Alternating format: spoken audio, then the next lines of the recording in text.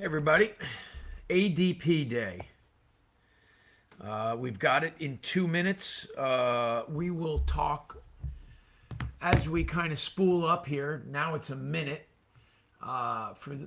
Being that most of you watch this on replay, I'll sort of get into the overnight real quick. Not a lot of data. I think most notably in the EU, producer prices missed pretty big. That's bond friendly, although we're not seeing it. Market definitely appears to be a bit apprehensive ahead of this number, and understandably so. We've run up, a pretty good amount. You're talking, not that it's a production coupon right now, but you're talking 5 coupon is, I think, about 75, maybe almost 100 basis points better than the absolute recent lows. So I think, the market's taking an opportunity here to take a little bit of a breather before this big number. ADP Wednesday is always a weird day because obviously the market has to react to it, but you have its big brother, so to speak, non-farm looming on Friday. So hard to say. Actually, can't even get into the overnight. Wow, I mean, it just catches right up on you. 8:15 here. First moves seem to be worse, so let's see. No, I mean, 44,000 jobs. Why would first move be worse? So we've got 44,000. Previous was 98. 98. We expected 70. In theory, very bond-friendly number here. Haven't seen the release yet. If you've been with me a bit, you know that sometimes it takes 5 minutes. Yeah, we still have June on their screen. So what I might do is take this opportunity. I mean, maybe it's just the market's trying to get its footing, but and again, I think that any response to this is going to be somewhat muted in the face of, Friday's jobs number. But printing a headline of 40, I don't know what the heck could be in the components, or 44 that could really hurt us. While we're waiting for the report to post to ADP's website, I started to say PPI in the Eurozone was a big miss. So that's bond friendly, even though we weren't seeing it. Stocks overnight broadly better, although the FTSE was slightly worse. Here on shore, futures are indicating incrementally better. VIX is up to 16 and change. Interestingly enough, the Iran rhetoric overnight, I felt, continues to move in the right direction, but who knows? Maybe there's some fatigue around that. Oil taking a little bit of a break here. Crude 75 and change, up slightly.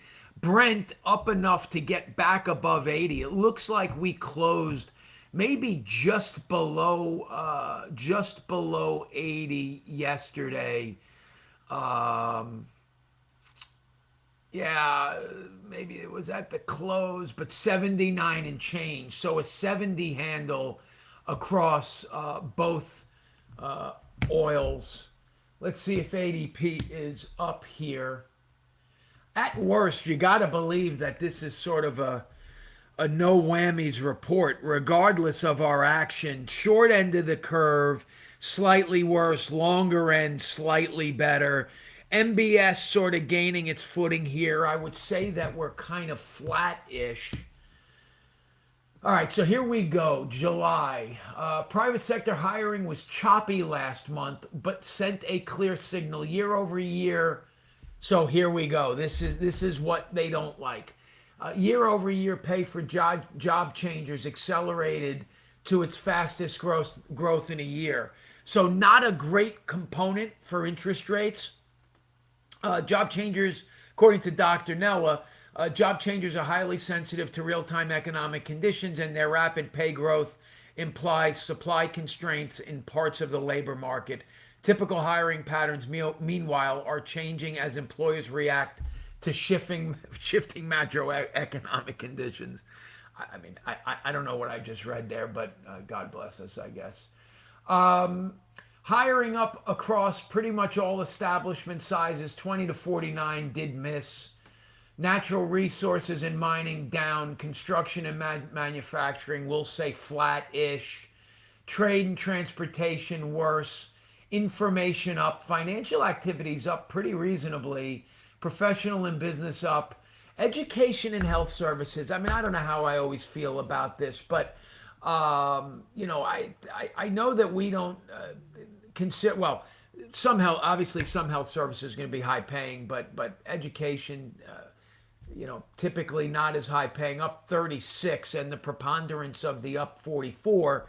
Here's the flip side of that: leisure, hospitality, which we tend to consider certainly, lesser jobs from a BLS or an ADP standpoint. I don't know that that's actually, full. I mean, bartenders, by the way, for the record, bartenders and servers could make some pretty good pay, but it is considered maybe less stable, down 11,000. Last month, you used to be able to click to see the release. And for some reason, I think they're trying to get you to subscribe. I remember last month I couldn't actually see the full language of the release. So, long story short, how do I feel about this jobs number? Well, the market at large is starting to feel better. I guess we're going to shrug off, the pay increase or the hot wages. And how do I put this in context with yesterday? So after we signed off yesterday, and let me do the weekly, we had jolts at 10 o'clock. Quits were up. Openings were down and revised worse. Net, good for bonds. Market sort of celebrated it. We had a nice little rally, generally speaking, into the close. To whatever extent you care about this, IBD, business economic optimism, was a big miss, although only down slightly month over month, about 0.4 down, but over a 2-point miss. I struggle sometimes with some, as you know, with some of these data points. I feel no differently about the economy this month than I did last month. I don't know that you could be that micro in this. The flip side of that also is, who the heck was more optimistic with rising oil prices? I don't know. That seemed like an ambitious expectation, and it turned out to be. MBA apps, we are, entering the danger zone here across refi index, testing a 700 handle. That's 705, 709. Total mortgage market at 240. Purchases down again. Wasn't that long ago that we were in the sixes, and certainly in the more recent past, we were 1,000, 1,100, 1,200. I mean, apps are certainly not what they were. At 10 o'clock, we've got the more important, as far as we've been talking, of the ISM's services. So I'm going to say that this was a neutral report, right? We do tend to get hung up on the headlines sometimes, and I generally disagree with that. I would say here, and I've obviously haven't done a deeper dive on exactly what this wage component was, and we'll get a bit more insight into wages on Friday. I think for me, I'd focus more on the wages than the jobs. I think part of the challenge that we have when we aggregate these numbers, right, is, and I've talked about this in the past, when you look at GDP at large, or you look at consumption and things like that, if this month everybody made a concerted, let's say we could wrap this into a neat little bow, and you spend $10 every month on everything. That's what your outlay is, and you and 350 million other people, even including one-day-old babies, spend $10, right? And everybody says, hey, we're going to get together and we're going to spend $10.05 this month. When you aggregate that 5 cents over 350 million people, you could post a pretty big number. when in reality that 5 cents really didn't move the needle, right? There was no irrational exuberance. I'm not 100% sure as it was happening, did the stores even really feel it, right? Um, and so, therefore, why I think this wage number is potentially the more important is, if you have fewer people doing materially better, that really to me translates to the sort of economic data that we would be more concerned about from an interest rate perspective. Whereas if you have more people taking crappier jobs, and I'm not saying that that's the absolute trade-off, but in this example it is, what needle does that really move other than, you had a bunch of people going from sort of dead broke to broke, so to speak. And so that's where, I think sometimes the headline matters. I think in this case, with context, I may even say that this is a slightly negative for bonds report because of the wage component. Now, here's my but. A great deal of time when you look at particularly non-farm, when we post a blockbuster number, wages are down, and when we post a big miss, wages can be flat or up. And so what's that phenomena? And that, speaks to when a jobs report is potentially divergent from the direction of the economy, right? We need more workers regardless of economy, but we don't need to pay them. And if you're hiring as a business that one incremental worker, right? We went from hiring, not EPM, but I'm saying in a vacuum, we hired 30 people last month. We are hiring everybody, but we need one big hire this month. Really good chance that that person maybe makes more money. And so that would be the caveat to really dwelling too much on this wage number is I tend historically to write off a slightly hot wage number when it correlates to a bad headline. So, I could not fault if you found this to be, and I'll use this in sort of ISM terms, 50 is equilibrium. If you wanted to say to me that this was a 55 number bad for bonds or a 45 number good for bonds, I don't know that I could argue with you either way. I think what I want to say net is probably no whammies, right? You got through this. It wasn't a blockbuster. Is this a sign of what Friday's going to bring? And it gives you, I think, anybody that's a potential seller, it gives you some room for pause. And we're expecting 80,000. We're expecting a better number than last month, 57 print. So now you have to sort of say to yourself, well, ADP was worse month over month.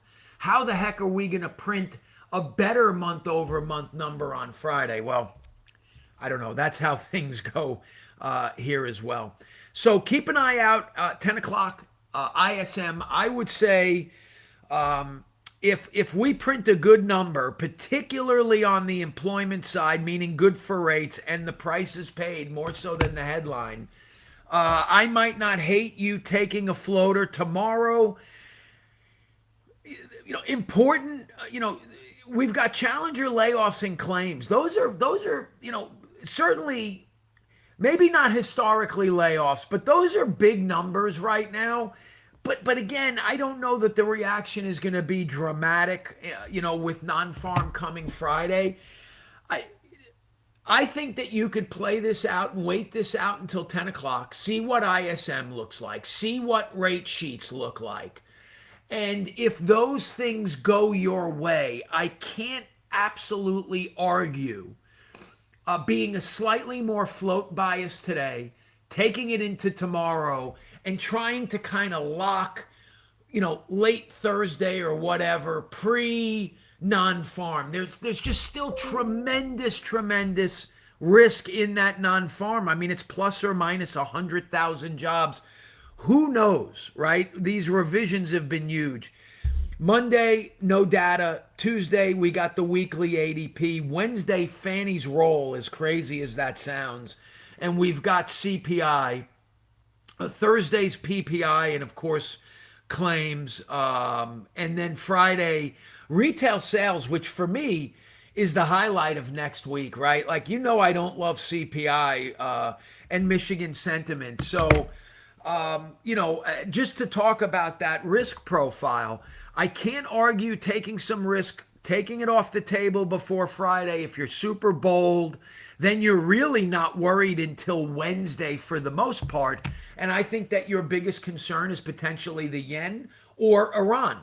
And if you think that a deal's going to get done, and we are, at least from a rhetoric standpoint, getting closer and closer to feeling better about that and seeing where oil prices are, I think a slightly more demonstrative float bias is warranted here. Now, that being said, we've been amassing a little bit of a long position in a few coupons, and we took some coverage this morning. Bulls and bears, and the chart the chart makes sense. The support has held. Those are the good stories, and ultimately, the question, the $1 million question will be next Wednesday: how much did a week, 10-day blip in the price of oil affect that CPI report? And if we print a terrible number on Friday and a bad number this morning, will we even care? So there you go. George Lombard, a heck of if for those Yankee fans out there, George Lombard, a heck of a debut. It's one game. Let's not get crazy. That being said, and I've, for 3.5 years, I've suffered through Volpe, never saw that Volpe was going to be, I just didn't see it. And in terms of the eye test, which can be, I think, a weird thing. I think I don't fully agree with the eye test sometimes in baseball. I think results matter. That being said, you saw a completely different shortstop last night. He might go 0 for his next 40. Those swings and that defense was something, and even the broadcast alluded to it, something we haven't seen in quite some time. So we'll see. Thanks for joining. For those, by the way, FAMP is this week. I got to connect with Kenny and Jenna. I'm going to get over there. Frank, you like the Volpe thing? I'm going to get over there. I don't know, but today, tomorrow, or something. So if you're around, shoot me a message. Let's connect at FAMP. If not me, certainly the team. Bulls and Bears make money. Pigs get slaughtered. Thanks as always. See you guys tomorrow.